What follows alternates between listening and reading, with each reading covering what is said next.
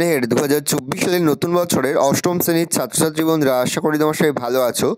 আজ আমরা যে বিষয়টি নিয়ে আলোচনা করব অষ্টম শ্রেণীর থার্ড সেমিস্টার অর্থাৎ ফাইনাল পরীক্ষার ইংলিশের কোশ্চেন পেপার নিয়ে। দেখো সরাসরি স্ক্রিনে কিন্তু অষ্টম শ্রেণীর থার্ড সেমিস্টার অর্থাৎ ফাইনাল পরীক্ষার ইংলিশের কোশ্চেনটা দেখতে পাচ্ছ। ফুল মার্কস আমাদের রয়েছে 70 আর সময় তোমাদের রয়েছে 2 ঘন্টা 30 মিনিট।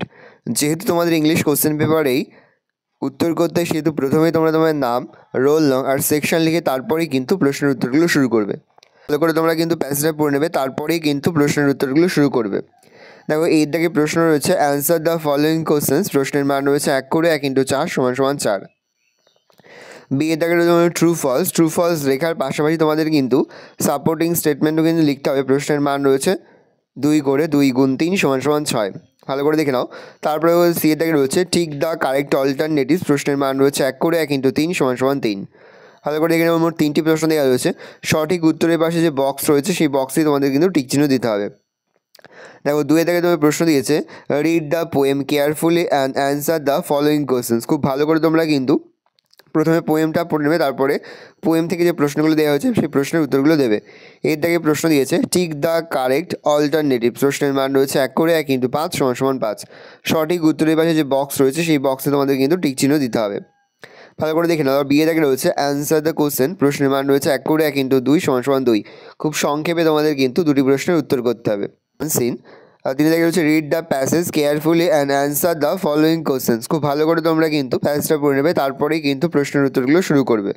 দেখো এর দিকে রয়েছে complete the sentence with information from above. প্রশ্নের মান রয়েছে 1 করে 1 × 3 = 3। বি এর দিকে রয়েছে ট্রু ফলস। প্রশ্নের মান রয়েছে 1 করে 1 × 4 = 4। এখানে মোট 4টি প্রশ্ন দেওয়া রয়েছে। প্রশ্নের মান রয়েছে 1 করে 1 × 4 = 4।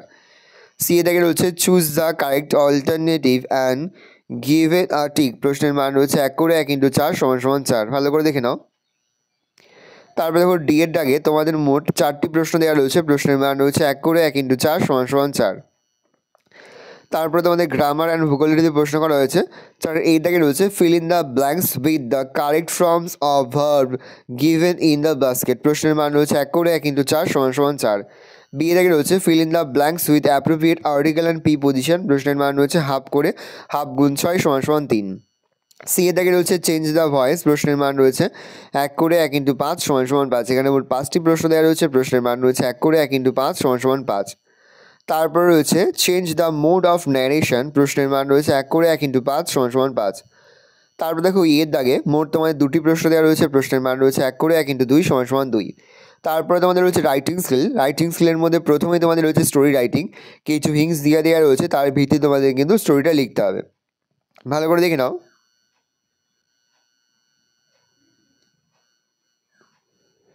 তারপর তোমাদের রয়েছে 6 দাগে write a paragraph on uses and abuses of mobile phone with the points. প্রশ্নের মান রয়েছে 7।